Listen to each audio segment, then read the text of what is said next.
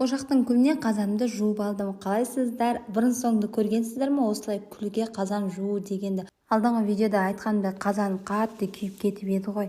Сол қазанымды бүгін жумасам енді ұят болады деп тазалап жуып алдым. Енді бұның жуу сыры, үйде мен үнемі бала кезде мамамдар осылай күлге жуатын. Сосын мен де арасында осылай күлмен жуып тұрам. Негізі күлмен жусам қазанды тап-таза болады. Яғни қазанды, шәугімді, құманды және де тағы басқа нәрселерді тазалап күлге және де шағалға, құмға жуып тұрамыз. Негізі ауылда тұратындар осылай жиі арықтың жағасында күл шағалмен жуады деп ойлаймын. Ал сіздер жуасыздар ма? Ойларыңызды жазып кетіңіздер. Енді күлімді жақсылап қазанға шылап алдым.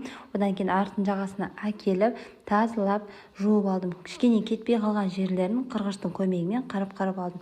Бірақ сонда да мына қазанның түбін еш кетіре алмадым. Қараңыздаршы, тап-таза болып шықты. Ал бағалап кетіңіздер қазанымды. Қазанды жуып болғаннан кейін қайным теріп келген құзғұйрықтардың барлығын пакетке салып, морозникке салып тастадым. Ал обедке осындай қытырлақ вафли жасадым, сосын жұмыртқа қайнаттым. Жұмыртқаның жылтыр болып ашылу құпиясы қайнаған суға жұмыртқаны салып піскеннен кейін жұмыртқаны жарып бірден мұздай суға салсаңыздар жұмыртқаларыңыз күшті болып шығады. Ал жуылған таза қазаныма кешкіге керемет балау жасадым. Ал қыздар, видео ұнаса парақшама тіркеліп қолдап кетіңіздер.